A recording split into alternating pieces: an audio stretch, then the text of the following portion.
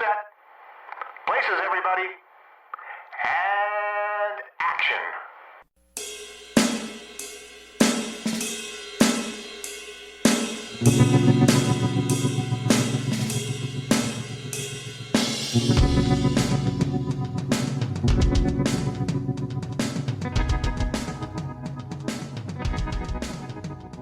It's time once again for the Hooked on Movies podcast. May the 4th be with you as we celebrate the 10th anniversary of Star Wars, The Force Awakens. With me are Ken. You're afraid that you'll never be as strong as Darth Vader. And Ted, you are. Ted, I am, yes. Eric, it's all true. All of it. Hey, and I'm Eric, everybody. Ted, we're home. Yay! We are, yay! All right. Found home. No, Can you believe wrong it's alien movie? 10 years since this movie came out? I know. It's crazy. Wow. Well, No, it makes me feel old, is what it makes me feel. it does. I can't believe it's been out 10 years. And we're coming up with a new one soon, aren't we? Next year, I know, right? next Christmas, we're getting Ah. the new Rey trilogy. Just what we asked for. Well, it's better than nothing. Star Wars, the year George Lucas hangs himself. All right. You did that George- once he sold Disney. It sold it to Disney. George I always didn't, joke about that. Well, that's a whole nother podcast about the good and the bad of the mouse owning Star George Wars. Lucas selling his child to the mouse, Yeah, well, for yeah. $1 billion, whatever Oh, he no, got. it was much more than $1 billion. It was $1 like billion? 9.5, I think. $9.5 Yeah. billion. He could essentially buy the Oakland Athletics right now, which I'm surprised he hasn't done. Couldn't do any worse having him run the team. No, we couldn't. They would still be in Oakland. Yeah, That's a whole nother podcast in itself. Yeah, he didn't avail himself to the prequel series, so It's fine, man. we're going to talk about J.J. Abrams taking a stab at it. And you know what? A lot of people like it. 10 years this thing was coming out and people were just, what are we going to see? It's crazy. Well, You just have the wrong producer running Star Wars. Kathleen Kennedy is running Star Wars, and not Kevin Feige. Kevin Feige runs Marvel. If Kevin Feige was running Star Wars would be bigger than Marvel. Kathleen Kennedy is not capable of running Star Wars. She's too indecisive. hey, and if you like that kind of talk, listen to us all over the place. We're on the Dorkening Network, and we're on Good Pods, and apparently we're on YouTube, and we're everywhere. And of YouTube. course, YouTube. I want to MySpace. give, MySpace. Please catch us up. If you're listening in 2002, we'd love to have you on MySpace. So Our 8 tracks are dropping next week. yes, our cassette tapes are coming out. And of course, we'd like to give a shout out to all the international listeners we have out there in Switzerland and the UK and everywhere over the globe. We just want to say a Heidi ho to all of you. Bienvenue. That's right. So, of course, we're big on Twitter. We're big on Facebook. Ken, anything new on the old Facebook feed there? Nobody's died recently. What? Yeah. Why have you not been killing people? I took care of the Pope. Wow, dude, really? Some would I say decided J.D. to go- Vance did I that. decided to go big. Yeah, Damn, dude. I took care of the Pope. Did he make That's your harsh. Death Watch? No, he did not make my That's death wall. harsh. Wow. I At least I don't actually, think he did. I Because actually he's in think, no movies? I actually think the vice president killed Killed the him, Pope. yeah. Well, he was the Because last person to be known to see him. Dun, Right, exactly. Dun, Pope killer.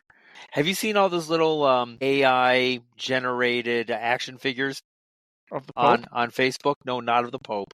Oh yes, Of everybody. They Yeah. have like White Trash Mom, and they have they had one that was Pope Killer, and it was J.D. Vance.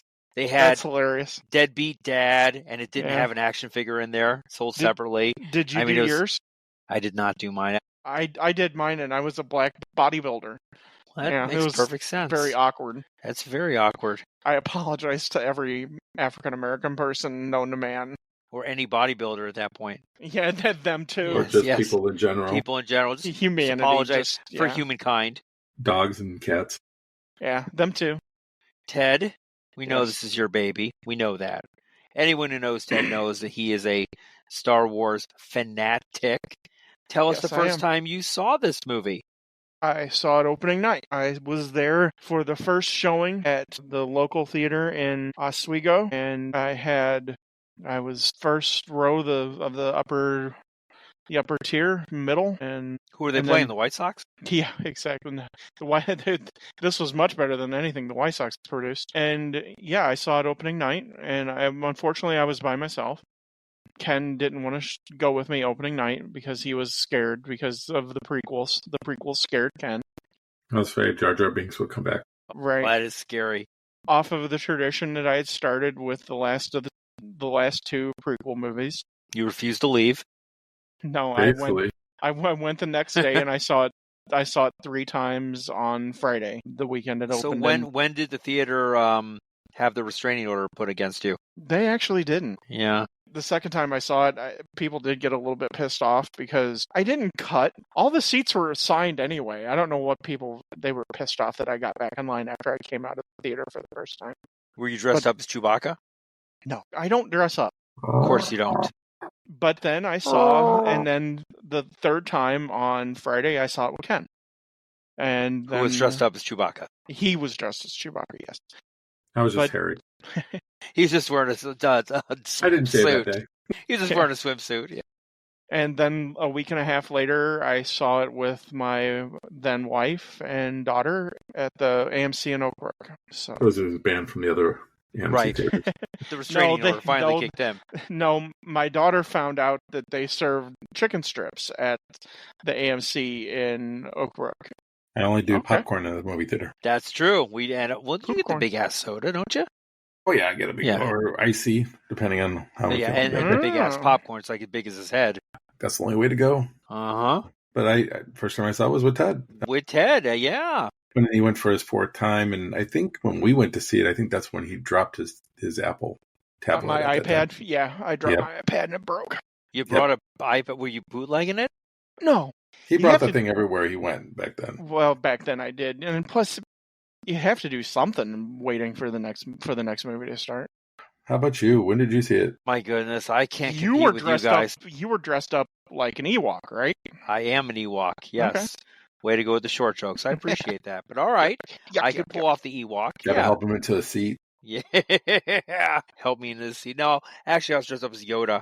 I saw it on video, probably a year after it came out on video, because at that point it took about a year for stuff to come out on video. Wasn't like This today where did. it's like a month. This did. Yeah, It was but in it the was. theater for a pretty long time. That's why too. Yeah, it was in the theater until I think you could still see it in around Chicago up until May, and Okay. it was released in December. So yeah, it most likely about a year. Not surprising. Well, Ted, why don't you tell us about the particulars of this one? You know you're dying to. Of course I am. Sit I back and have- relax. So much to tell you about this movie.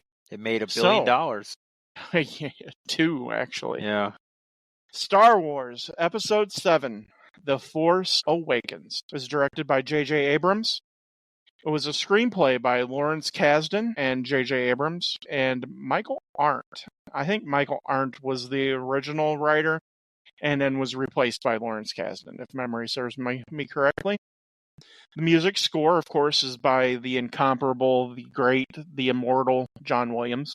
When we get to the scene in the bar, Maz Kanata's bar, that song is actually written by Lin-Manuel Miranda, Well, wow. I didn't know that.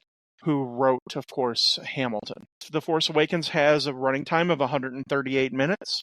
It was released December 18th, 2015. It had a budget of $533 million, and it had a box office gross of $2.07 billion. That's crazy. Yes. And at the time, it was the largest opening day weekend release. On Rotten Tomatoes, it had a critic score of a certified fresh 93%. And because Star Wars fans are dumb and stupid and a bunch of assholes, it has an audience score of 84%. Wow.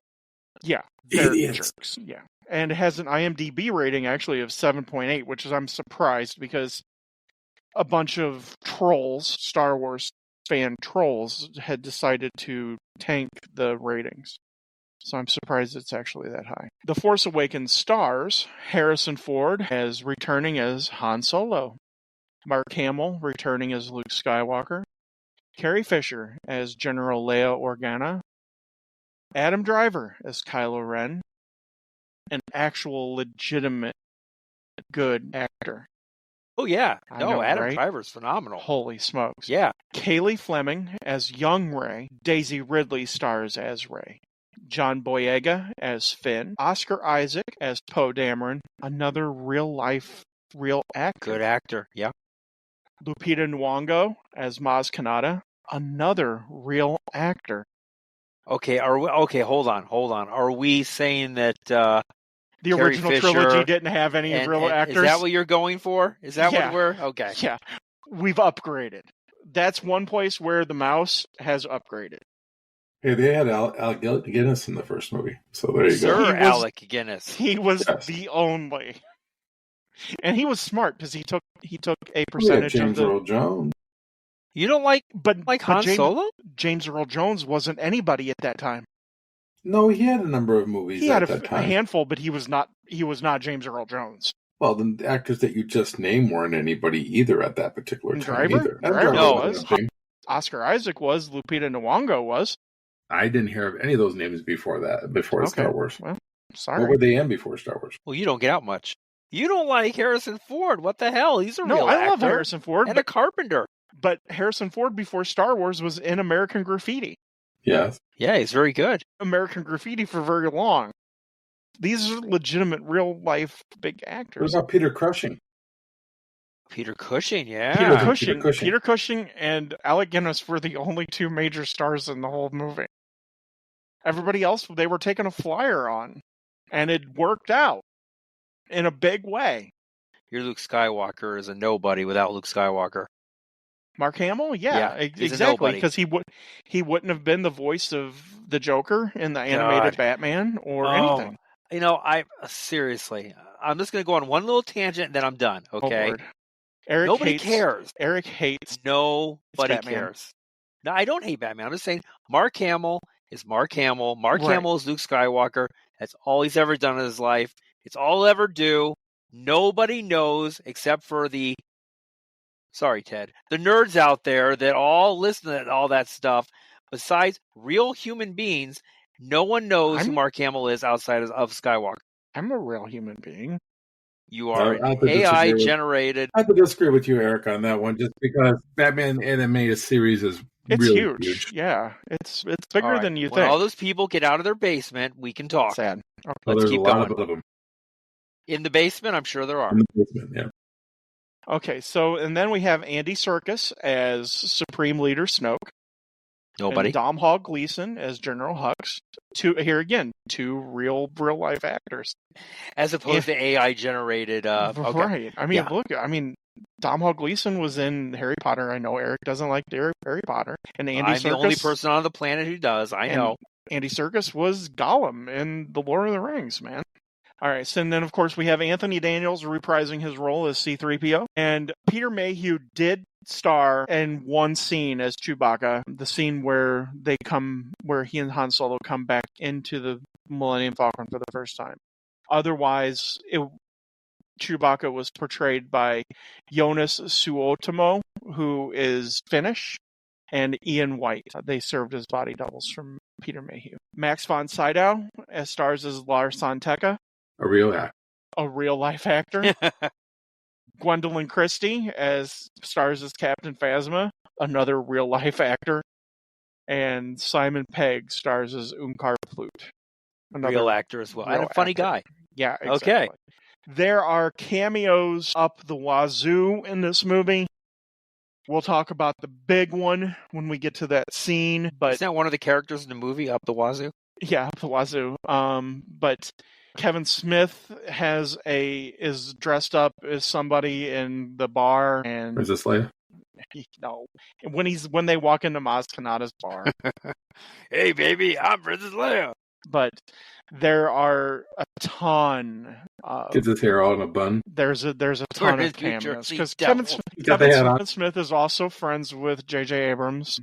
The big cameo we'll talk about when we get to the scene. Roger if you Moore, think- right? It's All right, of yeah. course, it's Roger Moore. It's Roger Moore, everybody. Okay. And I'll tell you how that all came about, which is All it's right. an interesting story. I'm looking forward to it. I'm looking forward to this one even more. It's Ken Tidbits. Woo! Do do do. Do Ken's Tidbits. During production, the working title for this movie was Shadow of the Empire. Cool. kind of a Interesting, cool because title. that's actually a book. I do like it. So John Williams received his 50th Oscar nomination for scoring this film. Guy's insane. That is so cool. Let's just let that sink in for a second. Right.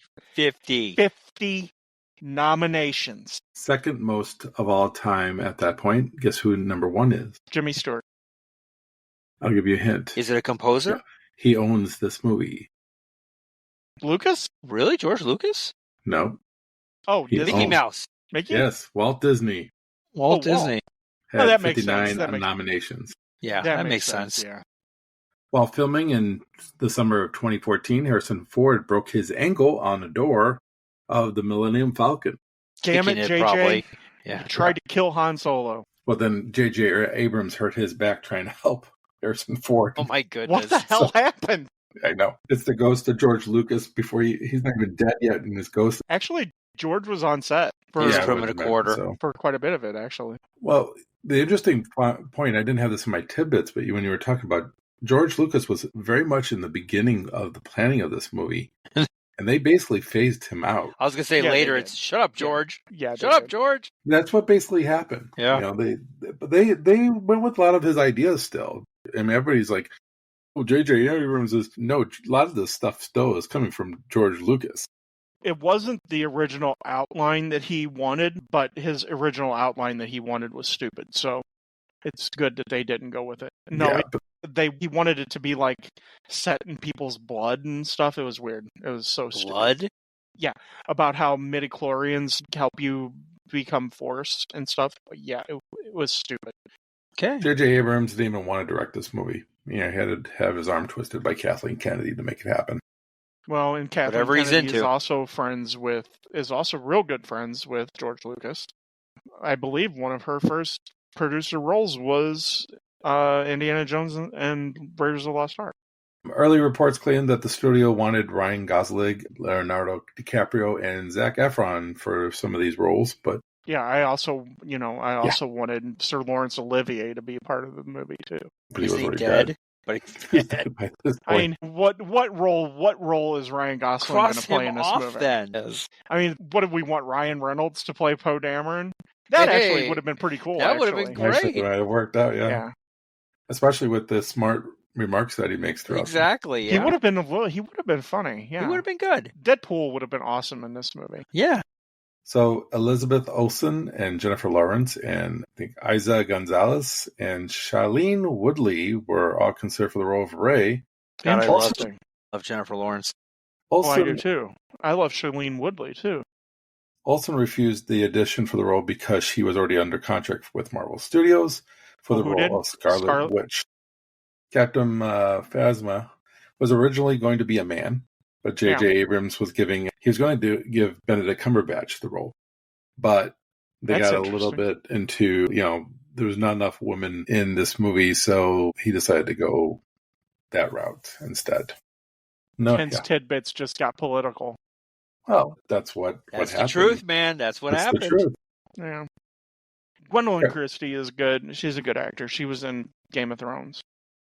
Gary Oldman was supposed to be in this movie. He auditioned, but for a part that went to Max von Sydow. Upside down, yeah. This was the third time he actually auditioned for Star Wars. He was considered for Obi-Wan Kenobi in the original trilogy and General Grievous. But he didn't get any of those parts. He would have been good. Joel Edgerton was considered for the role of Poe, even though he had already appeared in the franchise as Luke's uncle. Yeah, he was Uncle Owen in The prequels. yeah, in the prequels. Can't star as two characters in Star Wars. Come on. No one would have made the connection. We do it all the time in Star Trek. Because Star Trek sucks. Initially, the idea was just to use Anthony Daniels' voice for C-3PO, but he insisted on wearing the costume again, so they got him a costume that was very lightweight for him, so he was able to wear it. Plastic. Hey, Brad now, Bird- it's metal. Come on. He's a droid. Brad Bird and Aluminum foil. Brad Bird and Matthew Vaughn they turned down the role to direct this movie. Bird had already committed to doing Tomorrowland, forcing him to decline. That's unfortunate. Good choice.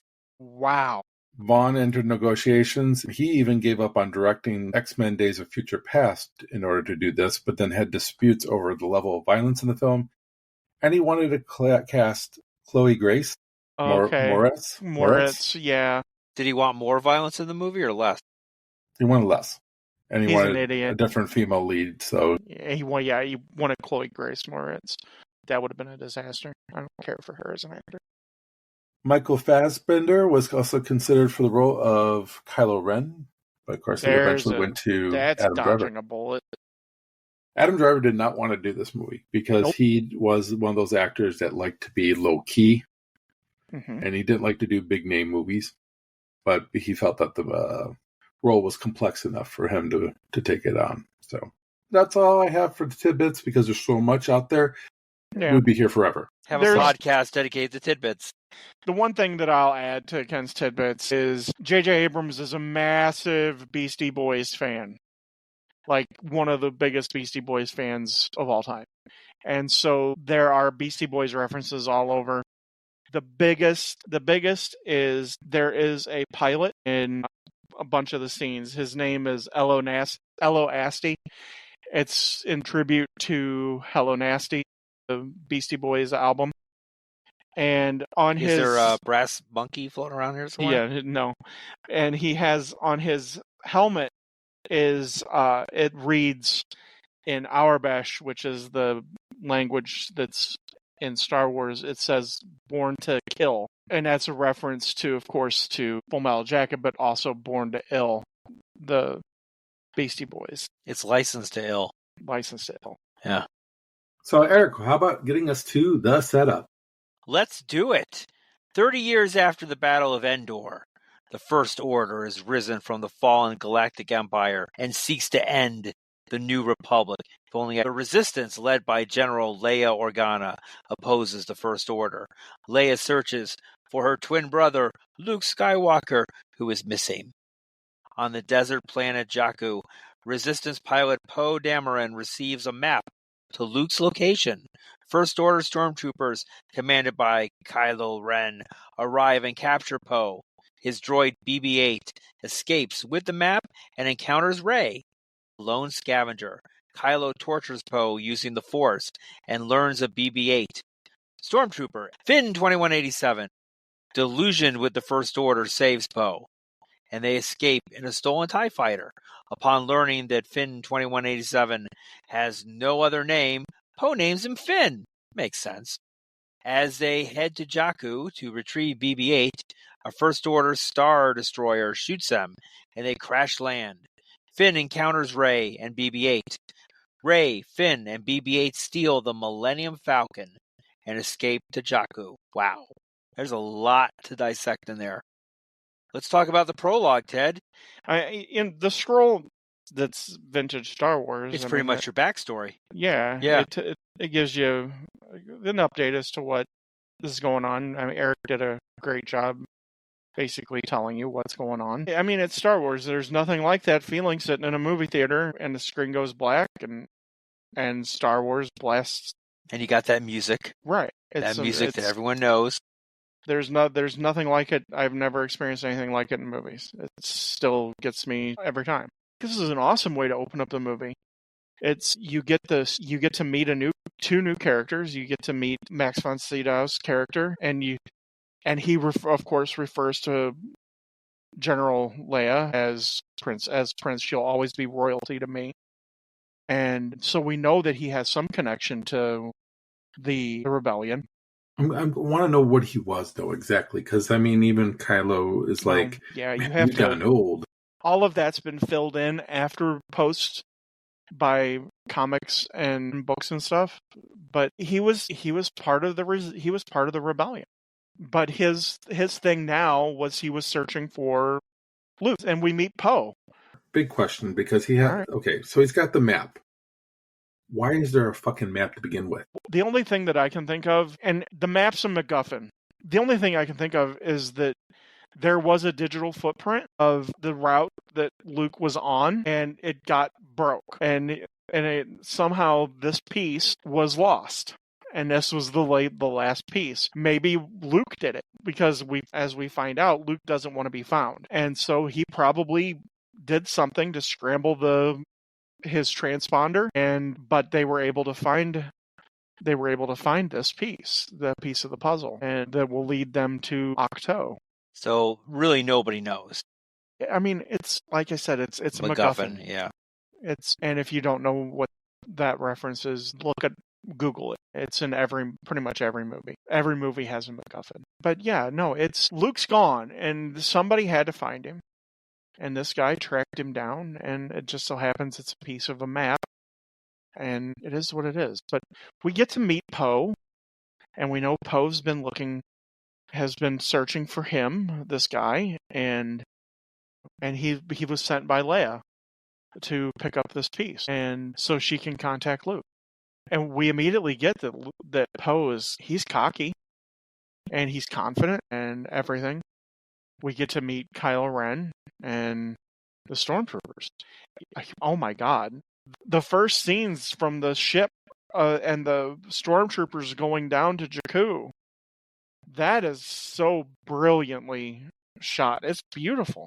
This whole movie is shot cinematography-wise. It's beautiful. Yeah, it is. Yes, very it's much amazing. So. Shot beautifully.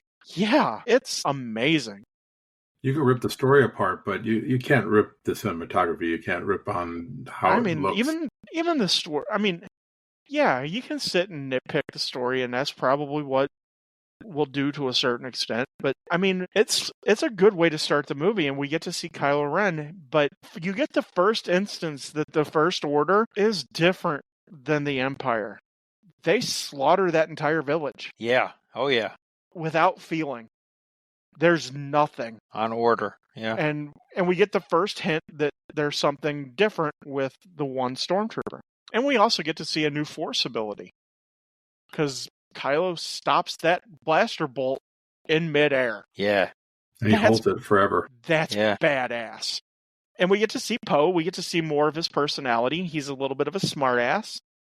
Which is fine because that's essentially what Han Solo was.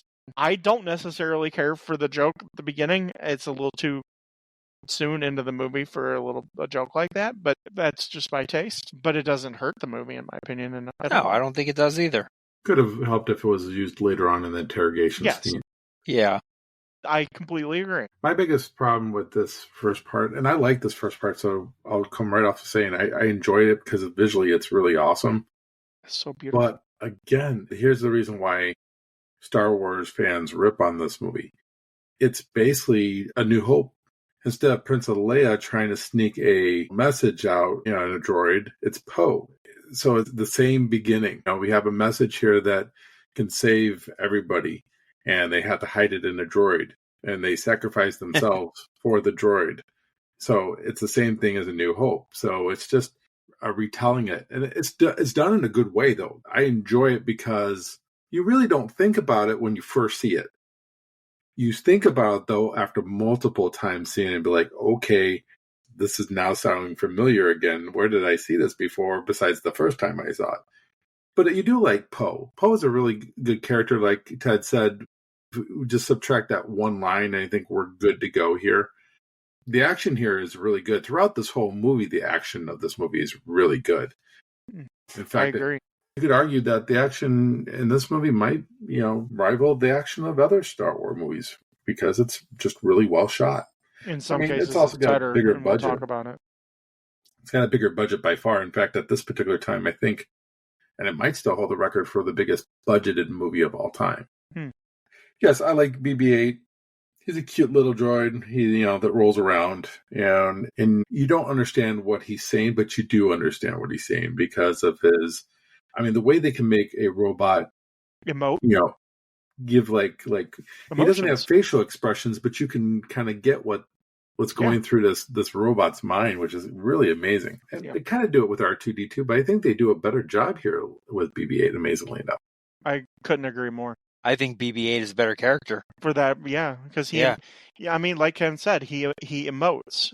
You can see emotion, you can feel emotion from him, whereas it's harder with R2-D2. I agree, like you said, kind of about the action sequences. There's quite a few in here that are actually probably better than a lot of things that are in Star Wars, and I'll point out what I'm talking about. I felt bad when BB-8's looking back and he sees the explosion of the X-wing, and you feel the emotion. He doesn't know if Poe's dead. Like I said, he's like a dog. Right. Poe is his guy. I will add, though, with Kylo, I mean, we were talking about how the violence, was like taken up a notch here at the beginning of this movie. And I think it's because Kylo is trying to prove to everybody he's as bad as he's supposed to be. We find that out later, of course, but yeah, because Darth Vader does that in the prequels. We see Darth Vader, of course, knocking off all the younglings and stuff like that. He slaughters children, yeah. He slaughters everybody that he sees, and that's to prove that he is evil, that he's on the dark side. And I think Kylo's in the same vein here. I think the reason why he kills and torches the village is he needs to prove to himself that he's capable of doing those type of things. Yeah, and we find out that he's having midlife crisis a little bit. That he's got struggles. So yeah, I mean, and we find out why he's having those struggles.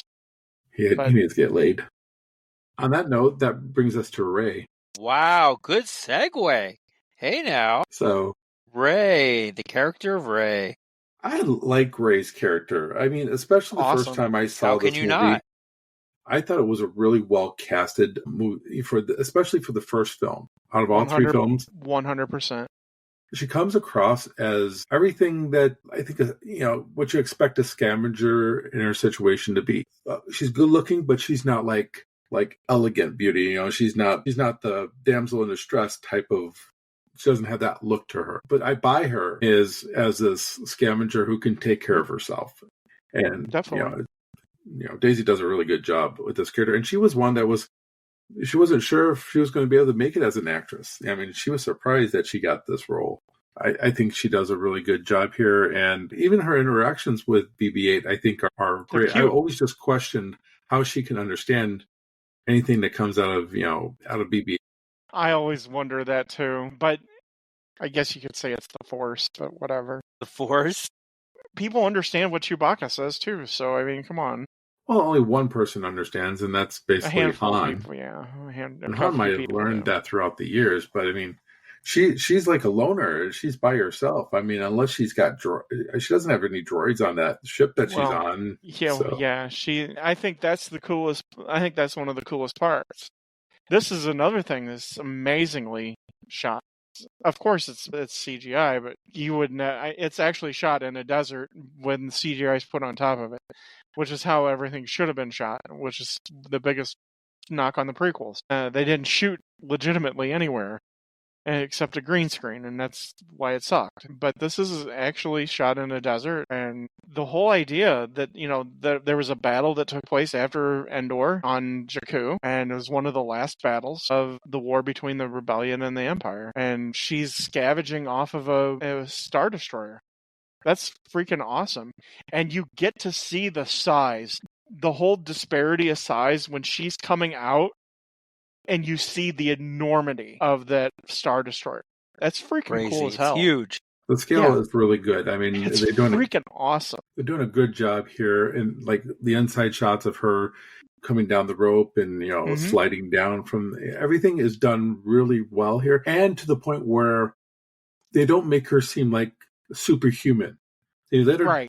The things that she does are difficult, but not for somebody who's been doing it for a while. And that's what I like about it is you can buy into her character early because they don't make her do anything that's impossible. And she lives in a destroyed AT-AT. Yeah. AT-AT. An AT-AT. How freaking cool is that? And she has a X-Wing pilot's helmet. I like how they bring back homage to all the prior stuff in the prequels. That's freaking cool, man. It is cool. That bread looks like it tastes like shit, though.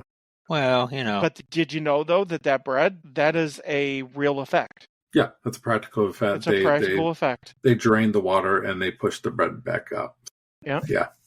That's another thing I liked about these films over, let's say, the prequels, is the fact that they use, practical effects. Exactly. They don't rely totally on CGI.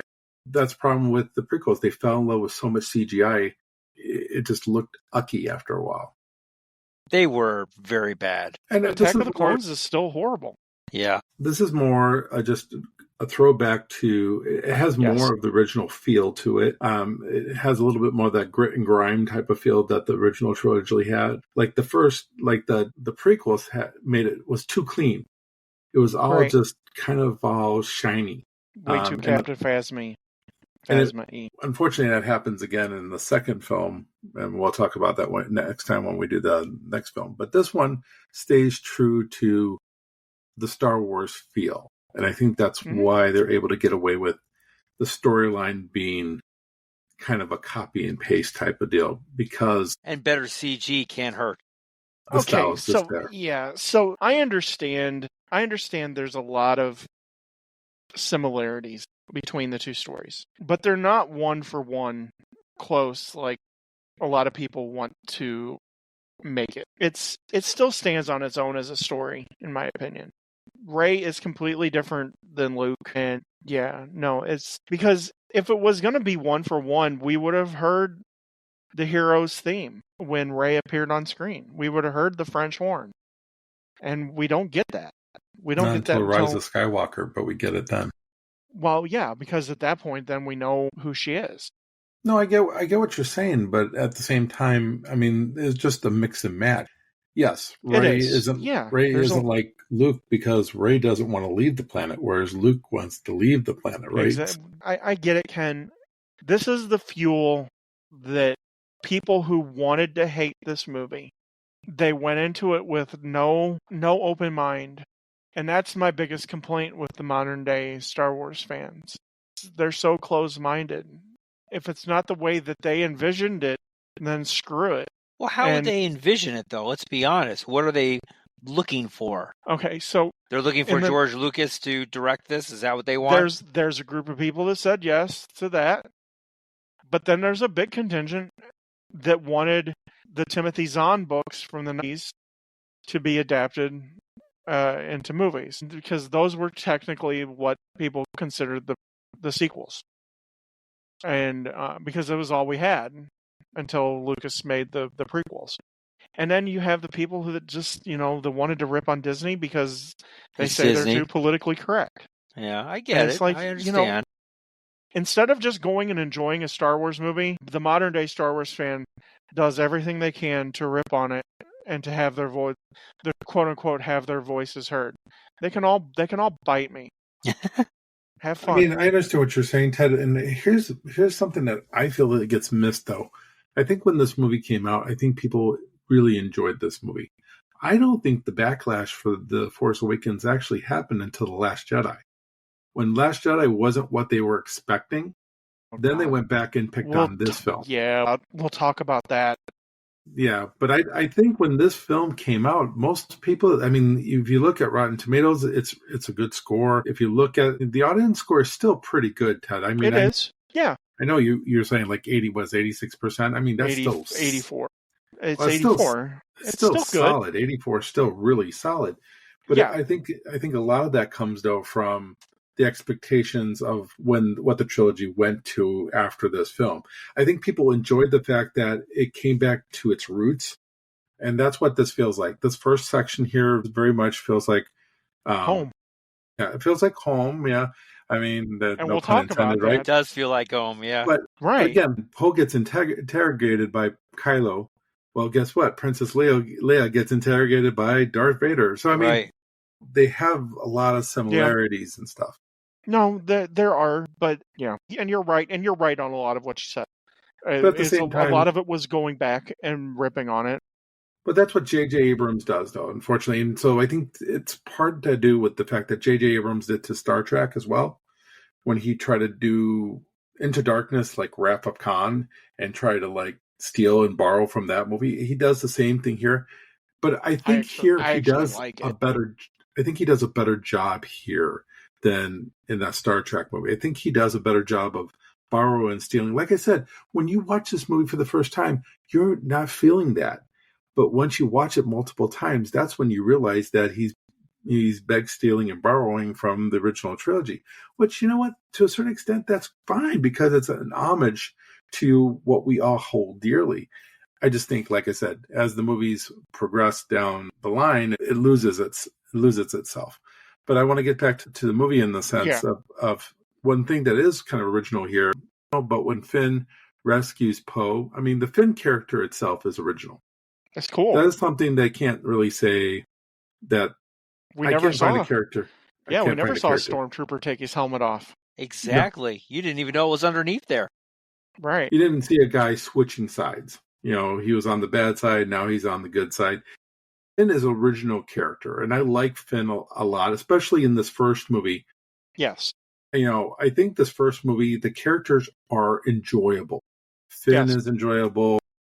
Poe is enjoyable. Ren's enjoyable. I think the writing portrays them later on in the other films, and we'll talk about that when we get to those other films.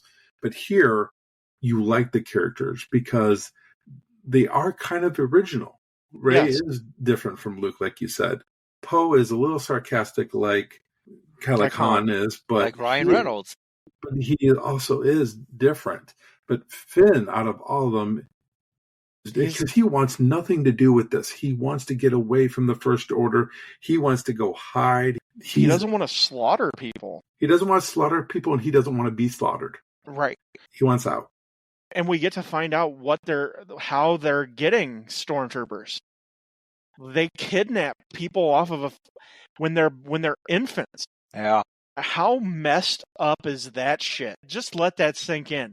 They kidnap infants from families and raise them as stormtroopers. Crazy.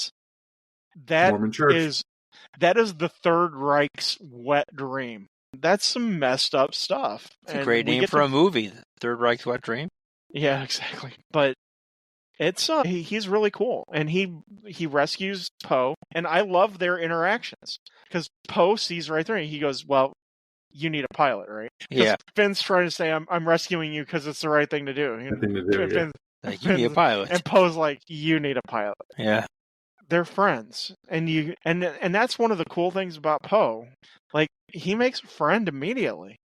It's just really cool that way. Well, they're complete opposites. So Finn is he's not a coward per se, but he just wants to run away, whereas Poe wants to take everything heads on. Yeah. He's Maverick from Top Gun. There we go. And they crash and stuff, and then Finn has to go find. He's thirsty and he has to drink off of that That's trough. An awesome explosion scene in the desert. It is. Yeah, that is so freaking cool. You feel bad because this character that you just started to like is gone, and you're like, "Oh shit! Well, he's dead." Well, I never believed it because I didn't see a body. You get the feeling that this isn't going to be your average Star Wars movie. I mean, he disappears, and Finn has to, he's taking off the stormtrooper uniform to get to that outpost. That's an interesting outpost, and we'll talk about this in another scene. But that the entrance to that outpost is set up just like if you see pictures of Da Nang in Vietnam when we had our base in Da Nang. It's set up like that. It's almost identical. It's really kind of cool. And we had already met Unkar Plutt, who hands out the stuff. And of course, we find out that BB-8's wanted too. I like that little scene where Finn sees Rey for the first time, and Rey's like kicking ass and taking names. Right. He's going to go save her. Yeah. He's going to go save her, and then she beats the shit out of those two guys. And he's like, okay, she's good. But BB-8 notices the jacket. Because we say, like, BB-8's a real character.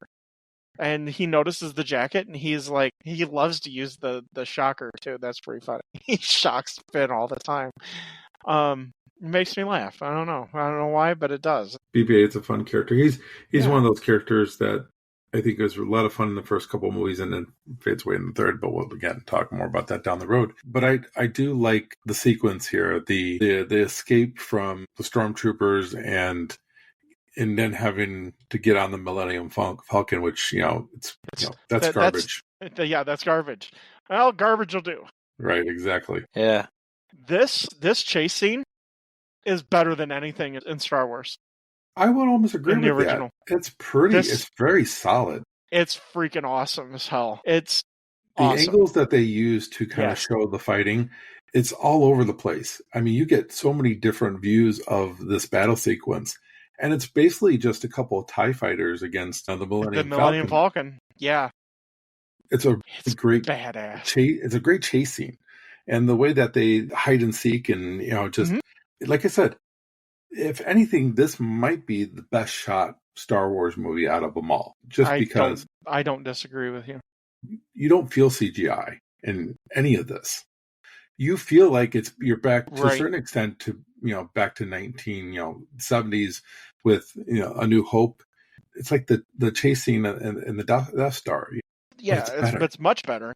Of course. I mean, we've moved on, like, what is it, probably 40 years at that point. That's why it's hard to believe that people actually were dissing this movie. I mean, these special effects are flawless. People are jerks. People today believe that their opinions deserve to be heard. We know, everyone, including ours, everyone's opinion matters. I get it. Well, this movie isn't without its faults.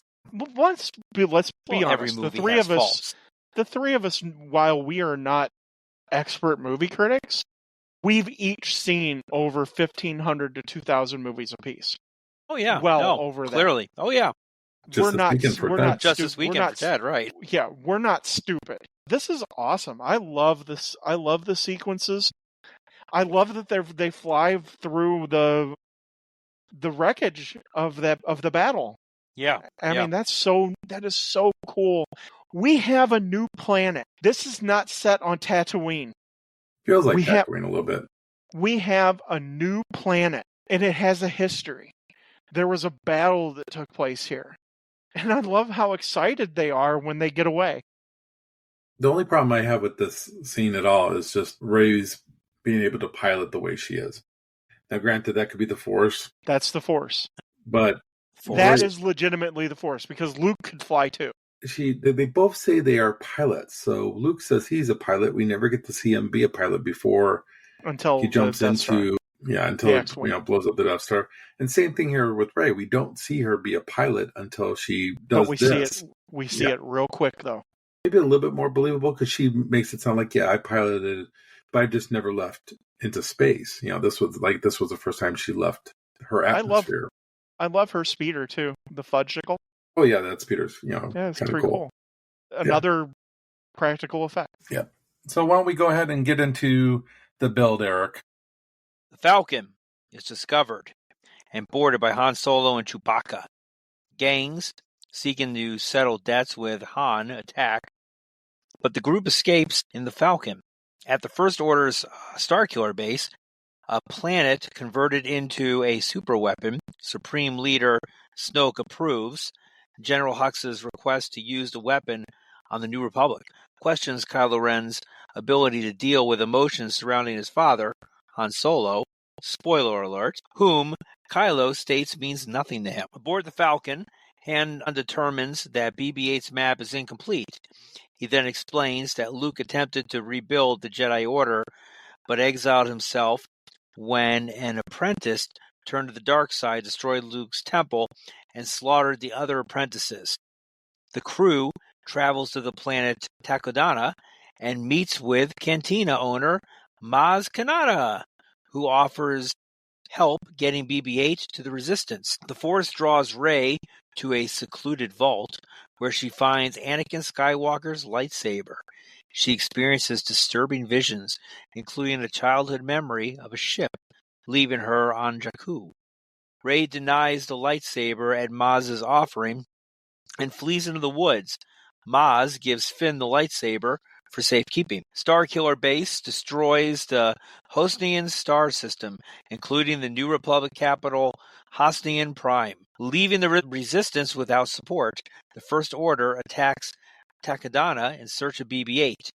Han, Chewbacca, and Finn are saved by Resistance X-Wing fighters led by Poe, who survived the crash. Leia arrives at Takodana with C-3PO and reunites with Han. Meanwhile, Kylo Ren captures Rey, realizing she had seen the map, and takes her to a Starkiller base. But she resists his mind-reading attempts. Snoke orders Kylo to bring Rey to him. Discovering she can use the Force, Rey escapes using a Jedi mind trick. Great scene. Great scene there. Yep. Mm-hmm. Han and Chewie back on the Falcon, needing to escape. How about it? We're back home, boys. We're back home. Little got teary-eyed when I first saw that. Little teary-eyed. It was a good scene. I cried. I know you cried. did. Even the last time when I watched the movie for the podcast, it still gets me. It's so stupid, but it does. There's something about seeing Han Solo, especially when Harrison Ford was so adamant that he would never play Han Solo again. It's awesome, and I love it. And they're right back into their old routine. Although Chewie is a little bit more mouthy with Han this time. I think that's funny. He makes more jokes at Han's expense. I think it's hilarious. I think they have more years together, and I think he kind of like puts him in his place. Yeah. It's numerous times. Yeah. That's great. I think it's hilarious. But yeah, they're home. And that's what this movie feels like. It feels like home. And it feels safe for some crazy reason. And this scene is one of my favorites in all of Star Wars. It's awesome. I think the look of the Falcon is a big part of what I like about this, because of the fact they allowed it to age. Right. And they didn't make it like so, it wasn't garbage. I mean, but you could tell that it had been neglected for a little bit, right? Everybody calls it garbage, though. It had been called that for, what a piece of junk. Yeah. What a piece of junk. You came in that thing? Yeah. I'm more impressed than I... It was garbage when it first rolled off the assembly line. Let's be honest. Right. The whole joke of the whole series is the thing is out of date. Yeah, and of course, then Han corrects Rey that it was 12 parsecs and not 14 parsecs. Rey knows who Han Solo is, because that's what we come to find out. Luke Skywalker's a myth. Even in the first section, when Poe says he has a map to Luke Skywalker, Finn loses his mind. He's like, he doesn't exist. And Finn doesn't believe that Han Solo exists. And because he goes, what, the rebellion general? And Rey goes, no, the scavenger or the smuggler. She calls him the smuggler. All of these people have become, in the 30 years since the Battle of Endor, they've become myth. And I think that's cool. I think that's a really underrated part of this movie. That's what you have when you have a big galaxy, where you don't have just one planet where everybody knows everything happens on Tatooine. Right. Where it's now spread out so much more, you have more theories and folklore and things of that nature. I mean, if you remember back in the beginning of the movie, Rey has a doll of Luke Skywalker, basically. Right. So it's treated like a toy, like it's like an imaginary thing. And we see that again in The Last Jedi. The same type of toy shows up again. When you said it feels safe, I think what it is the Millennium Falcon. We've already been through so many strong movies here where the Millennium Falcon has saved the day. And so you feel like when you're in the ship that it's going to save the day again. This is like my parallel to like Star Trek, where in Star Trek, the Enterprise was always the ship that was going to get you to where you need to get to, no matter what the odds were. Somehow your ship was going to get you there. And that's what we feel with the Falcon. I like the relationship here with Solo and Rey. I think that I would have loved to have seen their relationship go a little further than this movie, just because I think their interactions are good, because they both love the ship. They appreciate the Millennium Falcon. She calls it garbage, but then when she knows what it is, she really took consideration about working for him. You had asked the question how she knows to fly and everything. She's been scavenging all of those ships and stuff too. Like, she knows how to override some of the things in the Falcon to get it to run right and everything like that. She's mechanically inclined. And I think that's how she knows how to fly. And yeah, and I love how they've been allowed it to age a little bit. And then, of course, because Han's Han, so Han's Han, he's got people looking for him. Of course. And we meet I can't think of the name of the first group, but the other group is Kanji Club. And they were big in the 80s, weren't they? Kanji Club. Yeah. But actually, the guys who played Kanji Club, they're actually Korean martial artists, and they do a lot of martial arts movies. And that was a pretty big deal that they got them to do this movie, even though they're in it for a brief period of time before the Rathgars eat them. Han's still trying to talk his way out of trouble. That's one of the first times that Chewie puts him in his place. Yeah, it's funny. It's a funny interaction. You get to see these new aliens, the Rathgars, and they're kind of badass. I mean, they eat everything in sight. And It's then pretty some. neat. They're The only thing I don't vicious care looking. about them is I wish they wouldn't show like the one eyeball. It just makes them a little too cartoonish a little bit. A little bit. But once That's they get out, once they're like they They start escape to and eat they're shit. then I'm taking them seriously. But Yeah, because they start fucking shit up. Yeah. Yeah. I love Rey's reaction when she's resetting the fuses. She goes, "Oh no, wrong fuses." Yeah. it was almost like just trying to break the fourth wall there. Right. Like she was talking to us Yeah. instead of talking. To Finn, Rey saves the day. She hacks off the tentacles that have Finn, and Han Solo's just awesome. He's gonna jump to light speed out of the ship that he came in, and she's like, "You can do that?" And he goes, "I never asked that question before I do it." It's so Han. It's great. I like it because it's different than the other movies, and I think that's why I like it.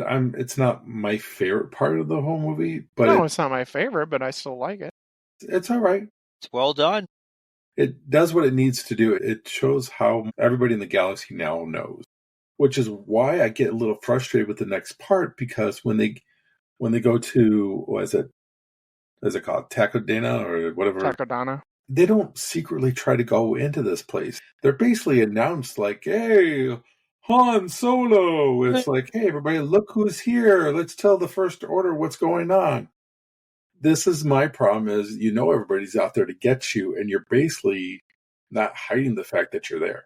And that's not very Han Solo. Like, Han would have done a better job of sneaking in and trying to avoid. Han didn't know that the First Order spy was there. He had to know, though, because he already had two other gangs that already knew people were looking for this BB-8 robot, right? But those gangs weren't looking for BB-8. They were looking for him. But they knew about it. But even Finn said, Yeah. the First Order is probably going to be here any moment now, because there's got to be somebody here that's going to tattle on us.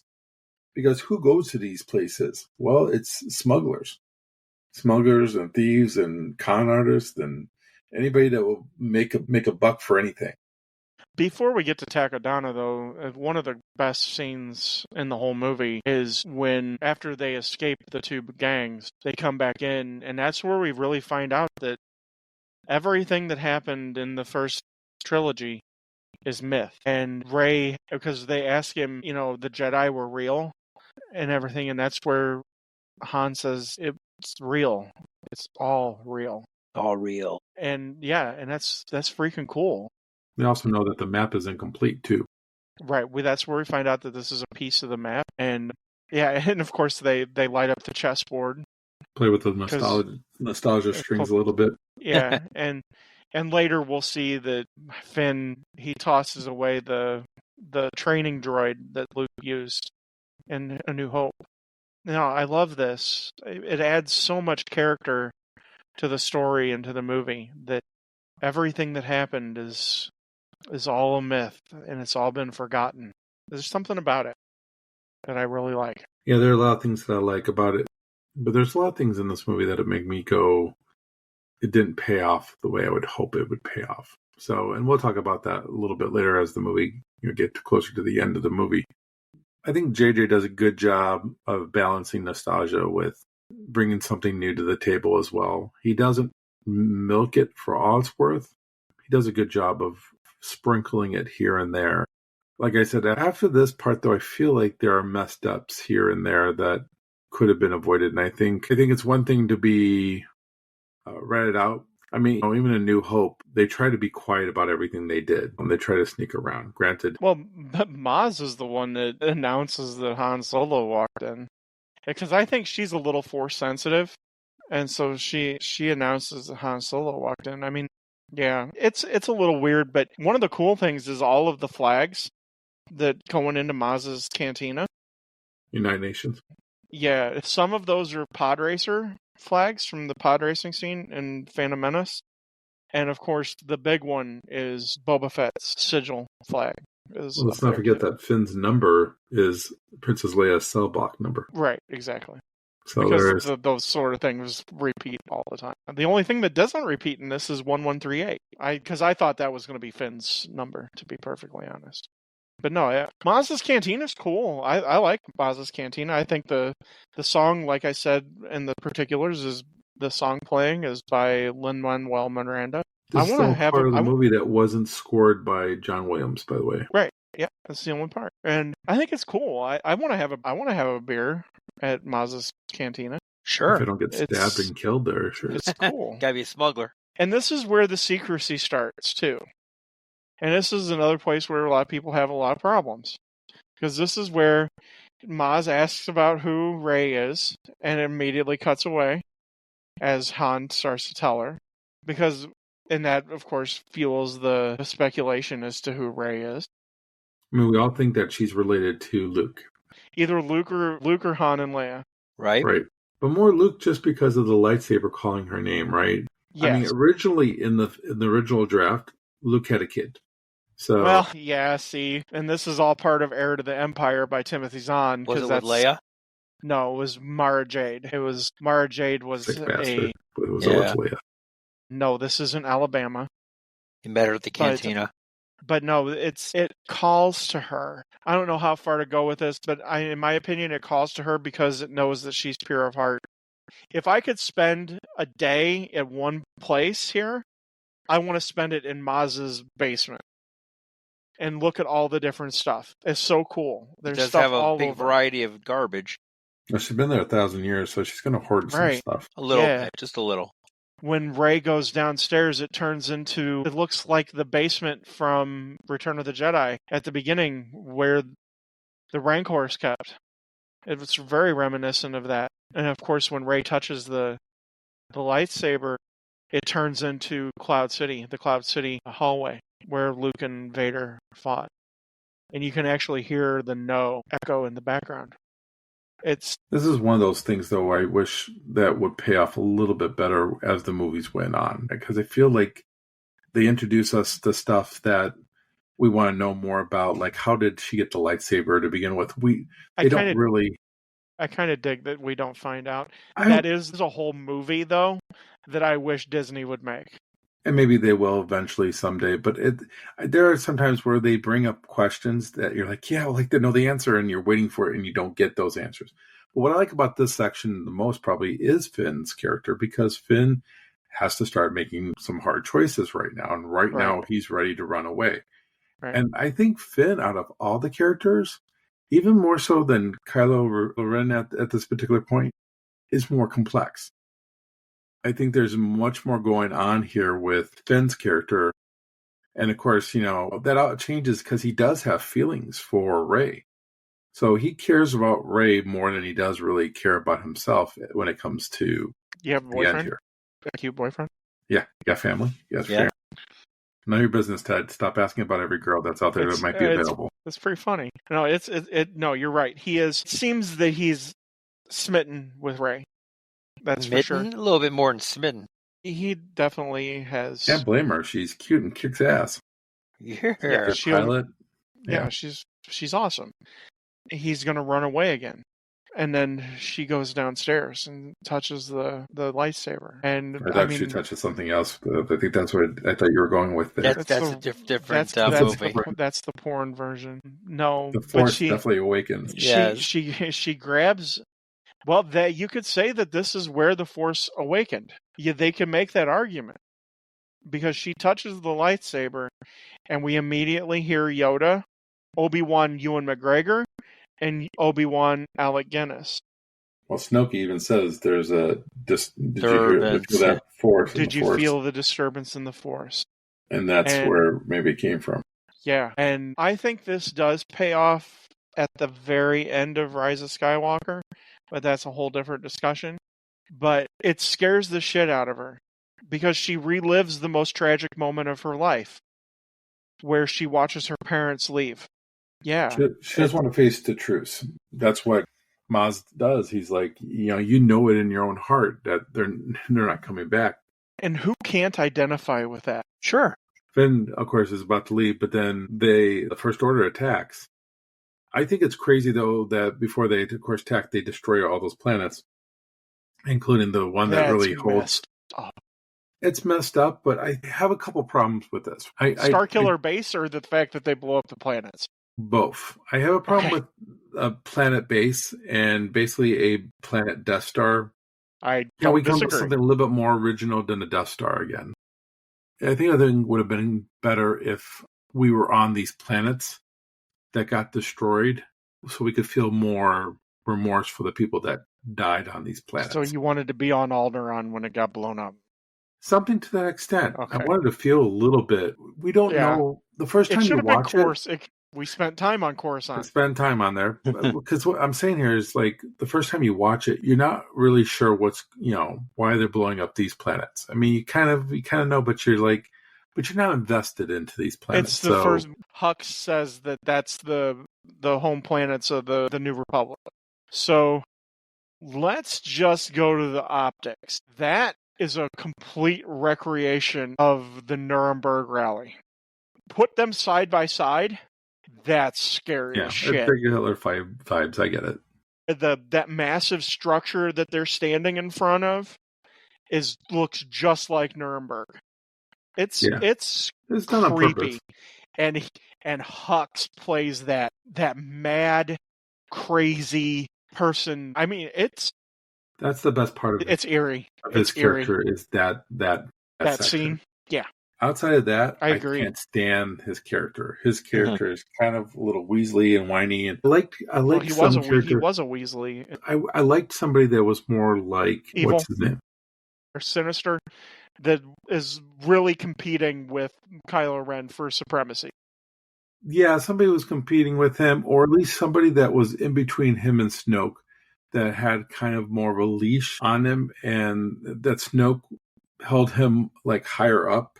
And then at the end, if he was going to kill, let's just say he wants to kill him, he does it, out of, all those years of, spitefulness and stuff. But I just don't like this character and it gets worse when we get into the next movie.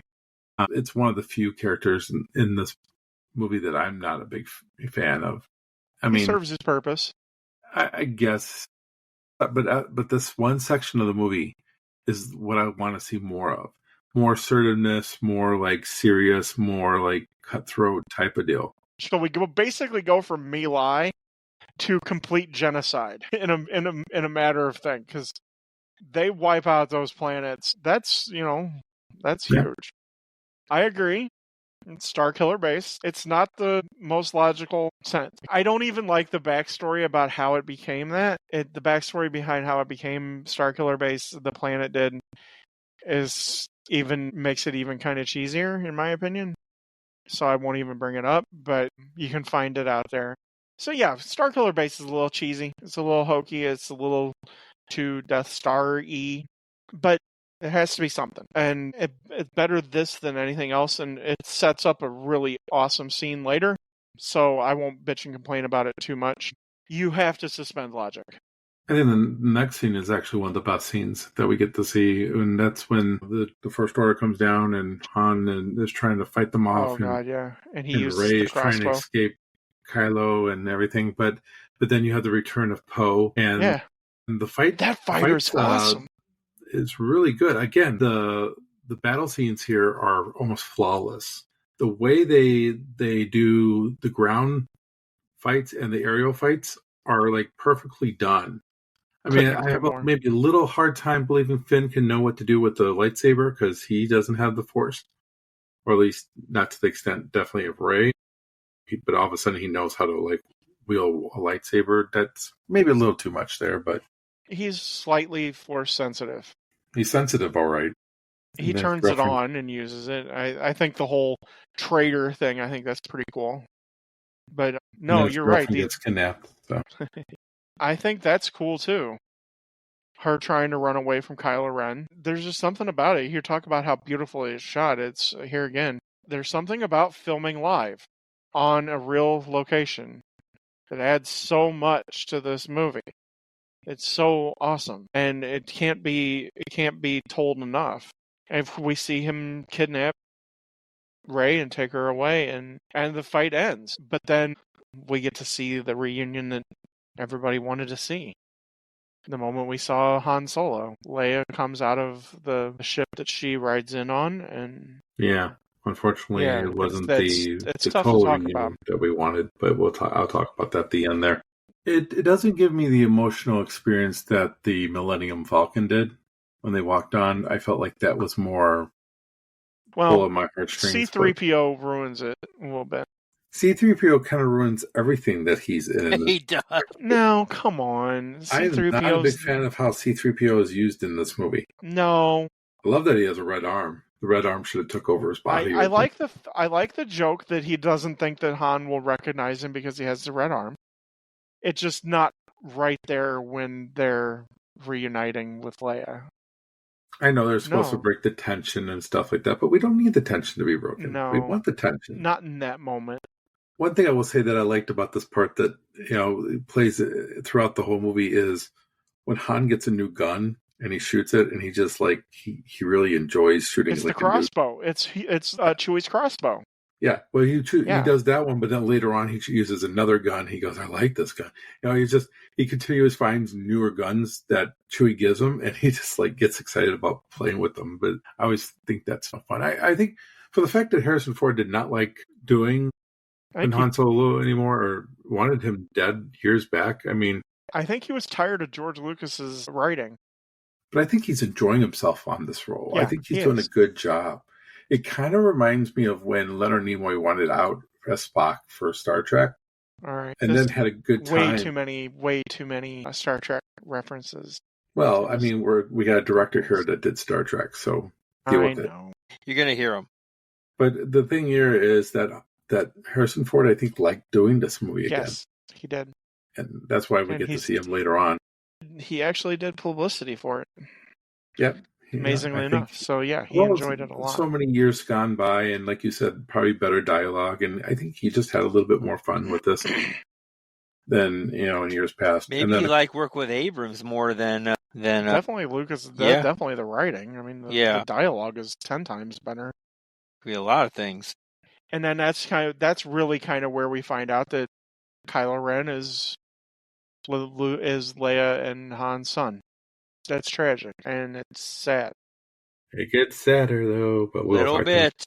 A little bit. But yeah, no, and then, of course, just one last little tidbit before we move on to the ending, our sticking the landing. Rey starts to use her force powers, and she convinces the stormtrooper to release her from the manacles and then drop his weapon. That stormtrooper is Daniel Craig. I thought it was Roger Moore. You said it was Roger Moore. No, it's Daniel Craig. It's James Bond. And the reason that he got this was because Roger Moore was dead. Because they were shooting a James Bond movie at the studio where they shot most of the interior stuff for Star Killer Base. And so he was on set, and J.J. Abrams asked him if he wanted to dress up like a stormtrooper. Pretty cool. And have his James Bond voice, too. He wanted to dress up as a stormtrooper, but he wasn't talking about in the movie. Whatever. But it's still pretty cool. It's still pretty cool James Bond's in this movie. But it's a funny scene. It is. Kylo Ren he's starting to feel her presence in the fact that she's starting to use her powers. Well, it's cool because he draws her powers out of her, basically, because she's resisting. We find out why later. Well, she's resisting, though, his interrogation, his mind control, and she's able to reverse it back on him. Oh, yeah, she does. That's intense, too. Yeah, you're not going to live up to Darth Vader, so deal with that. And we see him not being able to do that because he has to go. I guess he went to Endor and retrieved Darth Vader's mask, and he uses that to try to reinforce his dark side abilities because he's having conflict, which I think is cool. We get to see that he's got conflict inside of him. I would have liked to have had a backstory where Snoke or somebody was feeding him information that what he was being told by Leia and Luke were lies about his grandfather, because he has this take on his grandfather's work that he has to finish what he started. And I think if it came from Snoke telling him, well, this was really what happened to your grandfather. Your uncle Luke killed him, things of that nature. You get the manipulation in the other movies, but you don't get that manipulation here, and I think that would have been really cool to have. I agree that we should have seen Snoke manipulating him that way, telling him that Luke killed his... We can only imagine, because Leia says that Snoke's the one that got into his head. So we can only imagine that he was the one that told him that Luke killed his grandfather. But we haven't talked about Snoke much, but that's another big secret. Everybody wanted to know who Snoke was. Boy, were we disappointed later on, but anyway. Some of us were. Some of us were mildly disappointed. It makes sense in a way. You have to do some hurdles, but it makes sense. Snoke's the puppet master. And we get to see the Darth Vader mask, which is really cool. Well, let's get to sticking the landing. Let's do it. There's a little bit here. All right.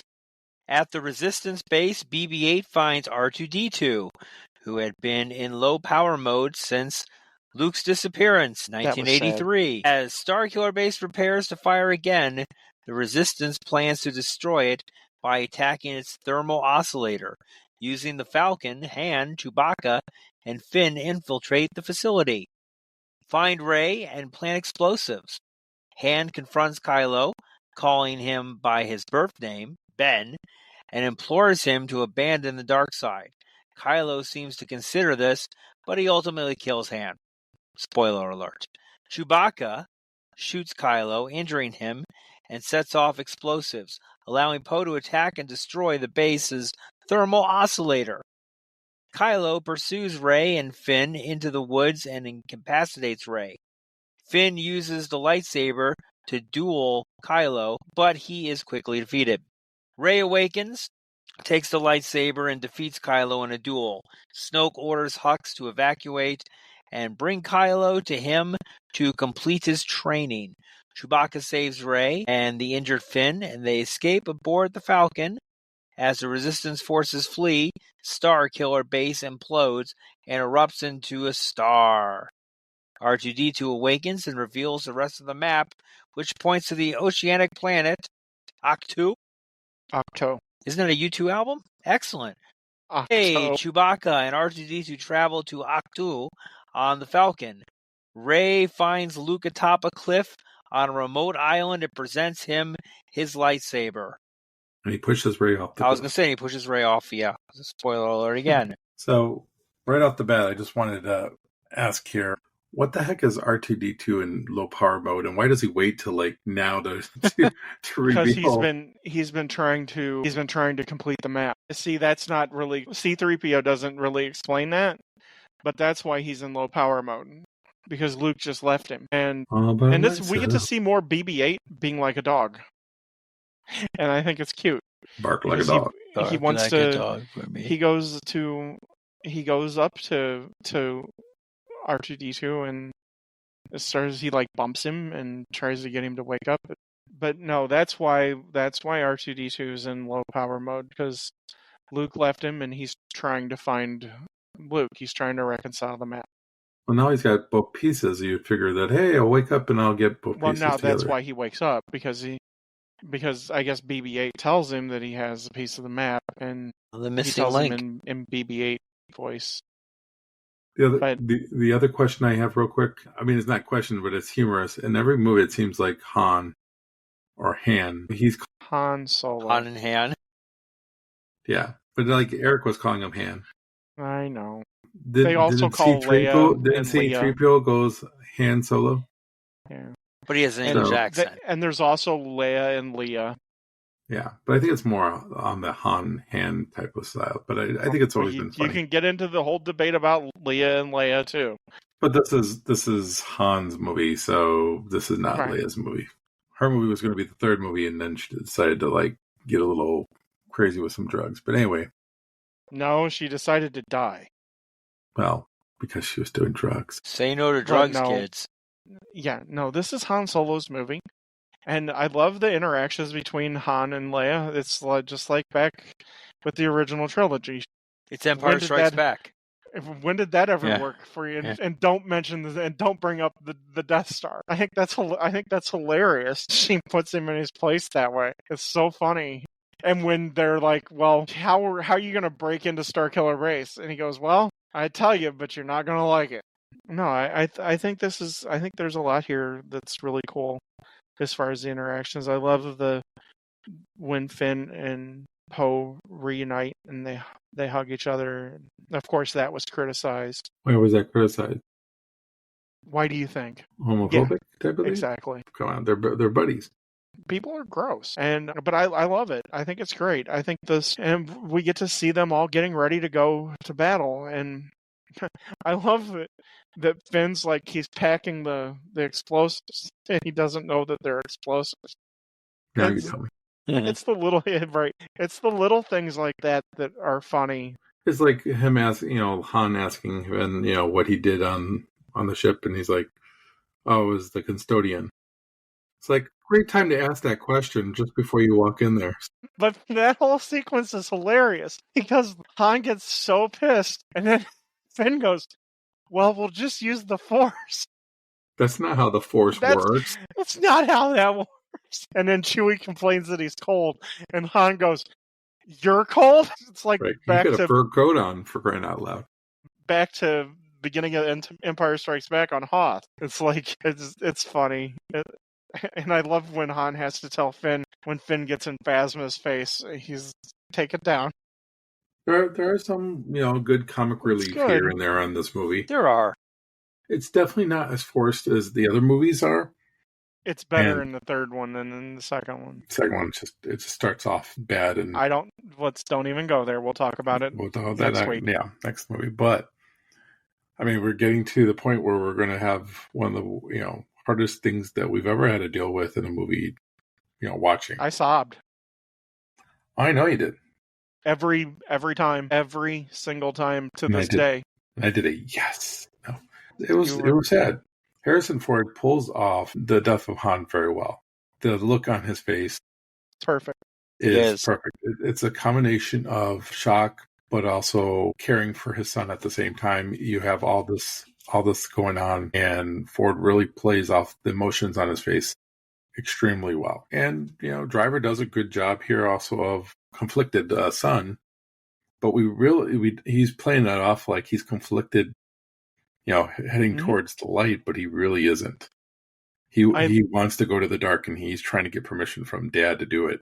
And it's a perfect use of lighting in this sequence too, because the planet is sucking the sun, so things are getting darker.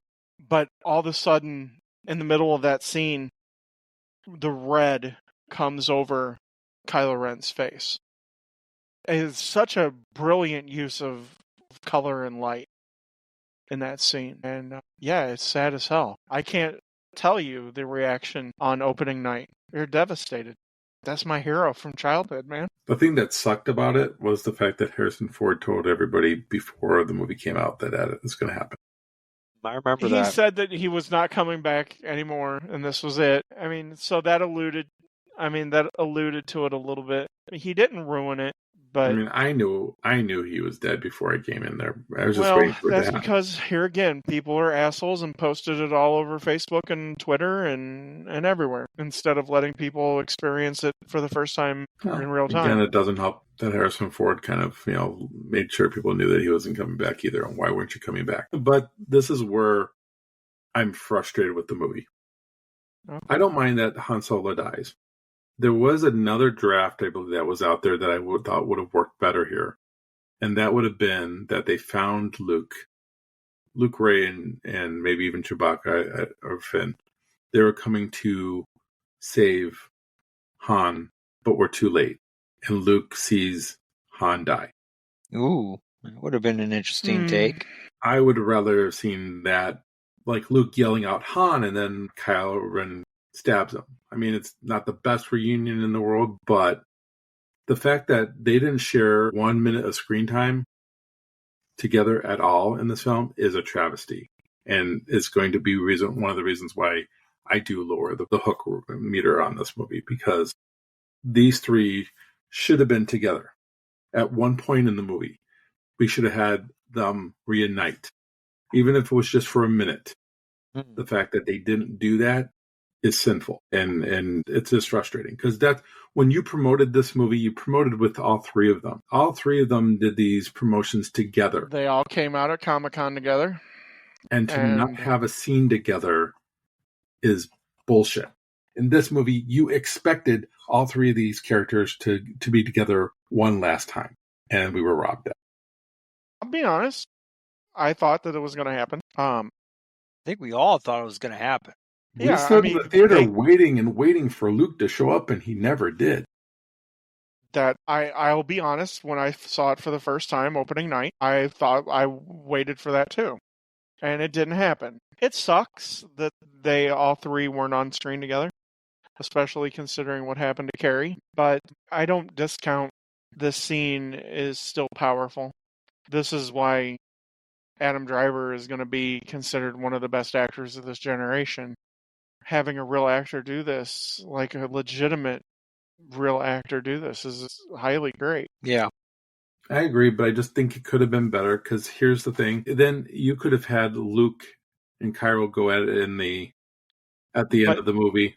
Kylo would have been winning the fight, and he was about ready to kill Luke, and Rey comes in and saves him. That's how I would have done this movie. This is how I would have worked everything in. And then you would have Luke train her in the next movie. And you could still have Luke die in the next movie like he does. But I think they missed the boat here. I think the ending is missed a little bit here. And that's because they're trying so hard that they're so worried about the new characters being overstaged by the old characters. Well, that argument is there to be made. And that would have upstaged the brilliance, I think, that the lightsaber duel between Kylo Ren and Rey at the end with the snow and everything. It's kind of like Kill Bill. It's beautiful. It's something right out of a kung fu movie. It's so beautifully shot. And I think it's awesome because we see Finn we know Finn's going to get defeated, and he gets defeated in a vicious way. And Kylo calls out for Anakin's lightsaber, and we think it's coming to his hand, but it passes him right by and goes to Rey. And that's where we get to hear the hero's theme. And we know that Rey is legitimately the heir. She's the heir, and she's the next Jedi. And yeah, I think the fight scene is brilliant. I love the fact that Kylo gets slashed across the face. Yeah, we get to see him have doubt in himself, and but there's also a recognition between the two of them that something's going on between the two of them, force-wise, that they're connected in some way. And that's not just knowing what we know from later. I felt that right there. The first time I saw it. Possibly be brother and sister. That was a definite possibility. That was one of those things that was floated out there. I like the fact that the planet splits, and that's why they can't finish the fight. I think that's good, and this is one of the places where I think Starkiller Base would actually work, because it's breaking up and it's imploding. I like the fact that the Millennium Falcon picks them up and takes them away, and Kylo is left there to be taken away by General Hux. I think it's one of the best lightsaber fights in the entire series. Yeah, it's a good one. I wouldn't put it in my top 3, but it's a good fight. I enjoy it, but like I said, I felt like there was just opportunities there that were missed. I mean, I think that if you have Luke Skywalker there, that overshadows Rey becoming the heir. Not if she saves Luke. Like I said, if Luke gets into it with Rey, Luke gets into it with Kylo, and Kylo is winning. Because Kylo's younger, and he's just stronger. And also, we could also say that Luke doesn't have the Force behind him like he once did, because, like we'll find out in the next movie, he's been kind of distant from the Force.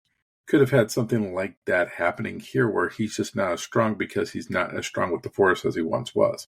And it would have allowed the next movie to start off on a better foot. And we'll talk about that. But, and of course, then there's the next criticism in the next scene because Leia doesn't hug Chewie. Boo. Whatever. Yeah. Leia, you suck. He was the first person that hugged her when she got off the plane at Takodana. But Yeah, no, I mean, everybody criticizes that too. So I can understand a little bit of the criticism, but it's not that big a deal. It's not. Oh, people made a big deal about The it. biggest deal of this movie is the end where they go find Luke Skywalker and he doesn't even have a line in the movie. He was just left on the top of that mountain. That's And the whole segue. When I first saw it, I didn't necessarily care for it, but I like it now. Somebody's got to.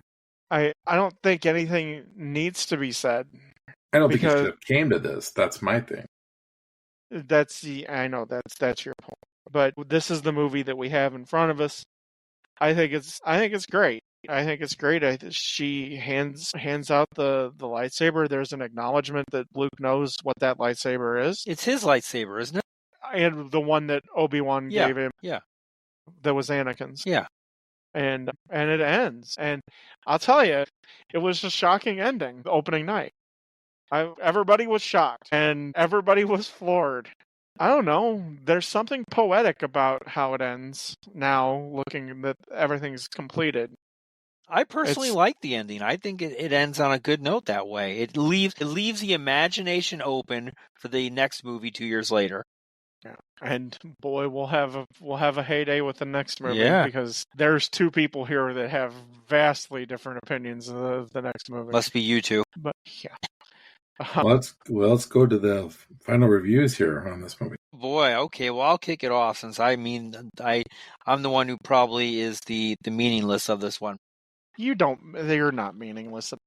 When it comes to Star Wars, I am. I get it. I enjoy these movies on a much different wavelength than you, Ted, and maybe even you, Ken. So, but I enjoy them, and that's the thing. This one, especially, I enjoyed, especially coming off those crap CG movies. You come in this one, okay? You find out that George Lucas pretty much sells his baby. Okay, it's going to Disney.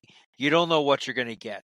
You know Abrams is doing it, so you're expecting a lot of action packed. Okay, Abrams doesn't do it badly. He doesn't direct bad movies.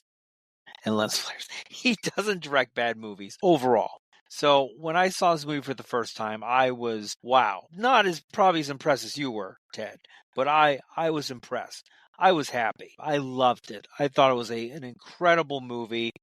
I thought Disney did a good job with it. I wasn't expecting, Goofy and Mickey Mouse and stuff in it and stuff, but you never know what you're going to get when a multi-trillion-dollar corporation buys a franchise.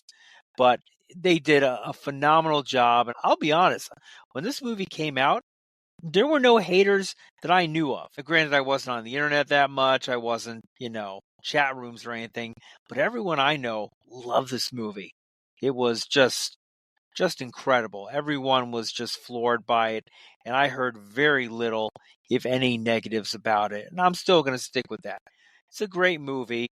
It was just such a breath of fresh air coming off those CG nightmare movies, and I still love it today.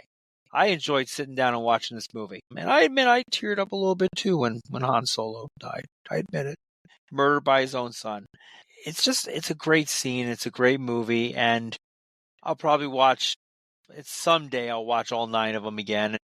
Even like the other ones. What is it? The Phantom Menace? No. The Solo movie and Solo and Rogue One. Rogue One, thank you. Which I enjoy those actually. I'm one of the few people that do.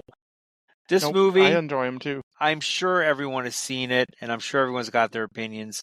This one is a solid 4.25 looks for me. All right, Ken, what do you got? I like this movie. When I first saw it with Ted, I was very happy with it. I agree with you, Eric. After the prequels, it really didn't have anywhere to go but up. I mean, even though I like Revenge of the Sith had some major problems at the end of the movie, and it left on a kind of crappy note.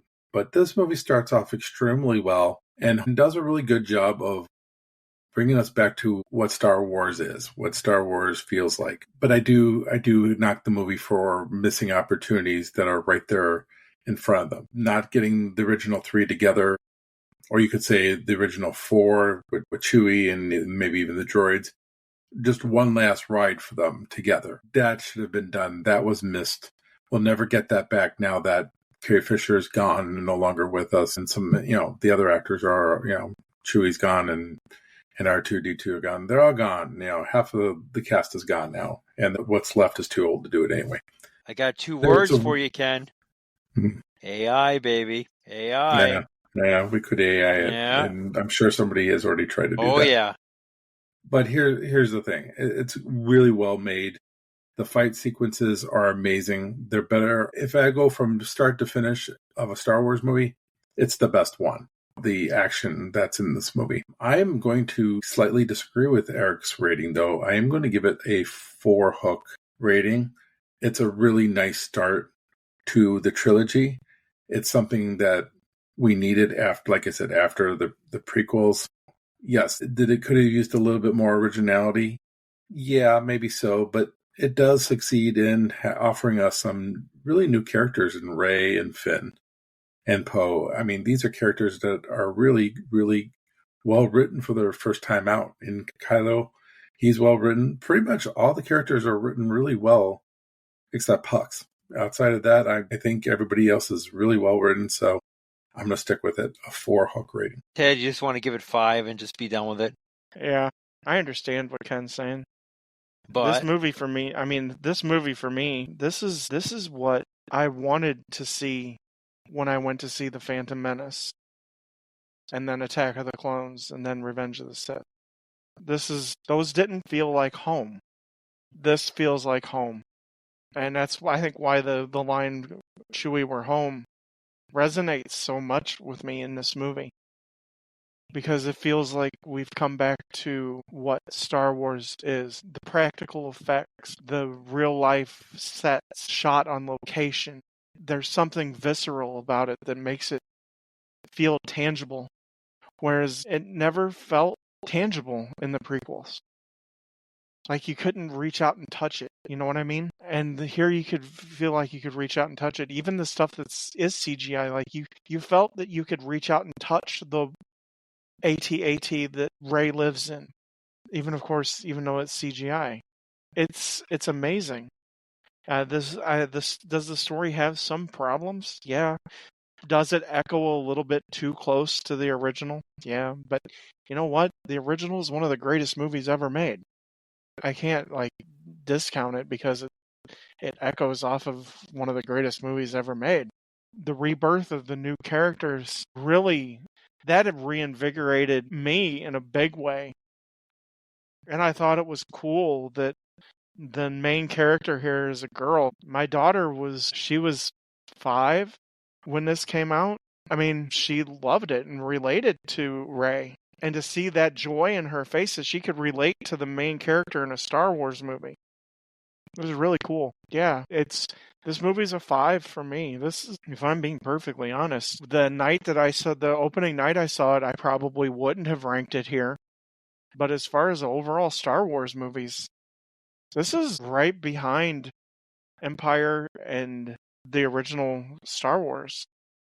Yeah, I would put it up there. A New Hope. I mean, I will always have a hard time placing it above Return of the Jedi because that's the first movie that I saw in the movie theater with my dad. But it's right there, in my opinion. It's better than Return of the Jedi. It's because you hate Ewoks and you don't have a child inside of you any longer. Says the people that don't like Goonies. Ugh, God. You had to bring up Goonies. I don't know. It's a 5 for me. There's no surprise there. None whatsoever. I think I've only discounted I was surprised by that. Because you're put on the same level as Star Wars and Empire Strikes Back and Return of the Jedi. I just said that. I think the only one that I haven't given a perfect rating to is probably Attack of the Clones. And I think I gave that a 3.5, I think, back in the day. All right, that's all the time we have for this episode of the Hooked on Movies podcast. And as always, oh wait, What's our next movie, Ken? I know it's kind of obvious, but why don't you tell us anyway? Star Trek II: The Wrath of Khan. All right. Yes. Wow. It's going to be The Last Jedi. There's a come down. Of course. No way, man. Wrath of Khan is the best. Okay, it is going to be. That's a 5-star movie right It there. is a just for That's Ricardo stunning. Montalban, it's a 5-star. Ricardo I love that Montalban, movie. Okay. All right. Well, that is all the time we have on this episode of the Hooked on Movies podcast. And as always, Ted, I find your lack of faith disturbing. May the force be with you. May the force See you be at the with you. movies. May the force Live be long with and you. prosper. See you next time on Hooked on Movies.